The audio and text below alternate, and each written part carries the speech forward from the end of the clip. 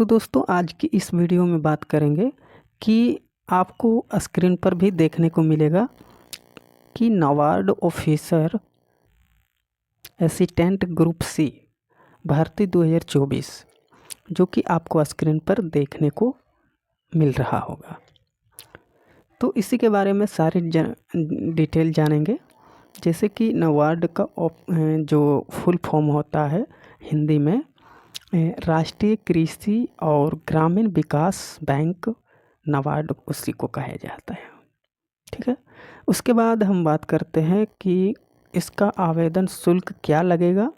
इसके बारे में आवेदन शुल्क की बात करें तो सामान्य ओबीसी और ईडब्ल्यूएस के लिए 450 रुपये का पेमेंट करना होगा और साथ ही साथ SC ST के लिए बात कहें तो 50 रुपये आपको आवेदन शुल्क देना होगा।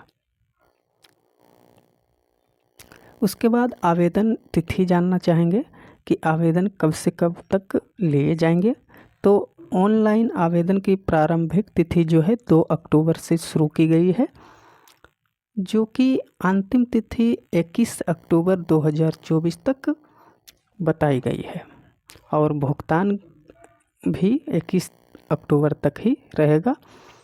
और परीक्षा शुल्क मतलब कि परीक्षा की तिथि अभी बाद में सूचना के अनुसार जो है आपको अपडेट मिल जाएगी।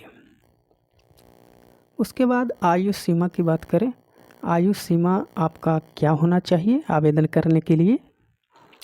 तो सबसे पहले यहाँ पर देखेंगे न्यूनतम आयु जो 2024-10 तक में आपका होना चाहिए। 2024 तक ही मतलब कि 1 तारीख 10वां महीना 2024 तक के है मान्यता है। ठीक है, तो अधिकतम आयु जो है सामान्य कैटेगरी में और ईडब्ल्यूएस जो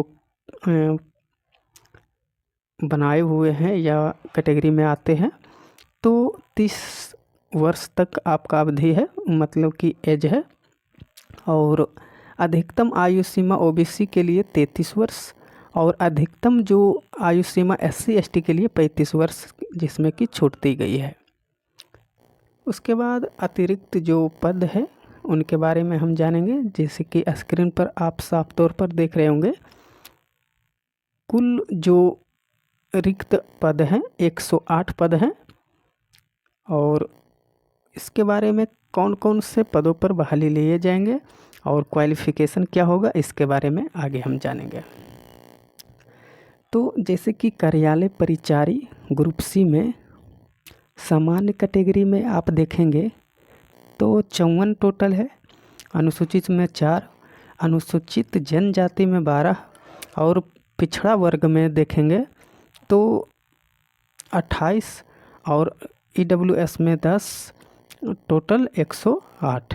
जो कि आप यहाँ योग्यता की बात करेंगे तो योग्यता देख सकते हैं कि भारत में मान्यता प्राप्त 10वीं पास किए हुए हैं, मैट्रिकुलेशन उत्तीर्ण है। और साथ ही साथ नोट में ये भी दी गई है कि स्नातक उच्च योग्यता रखने वाले उम्मीदवार आवेदन करने के लिए पात्र नहीं है। मतलब कि कुल मिलाकर यही है कि 10वीं पास अगर आप हैं तो आप आवेदन कर सकते हैं, लेकिन 18 वर्ष आपका जो है एज होना चाहिए और उससे अधिक क्वालिफ़िकेशन आप रखते हैं, मैट्रिक इंटर कई सारे होता है BA, अगर वो सब रखते हैं तो आप आवेदन करने के पात्र नहीं हैं। तो मतलब 10वीं लेवल पर आप फॉर्म फिल कर सकते हैं। ठीक है, उसके बाद दस्तावेज की बात करें कि ऑनलाइन में आपको दस्तावेज क्या क्या लगेगा। तो दस्तावेज जैसे कि स्कैन फ़ोटो होता है जो कि 20 KB से 50 KB के बीच में, और स्कैनिंग तो सिग्नेचर होता है अस्थाई काली स्याही के साथ, ठीक है, काला में, और इसका 10 से 20 KB के बीच में आपका होना चाहिए।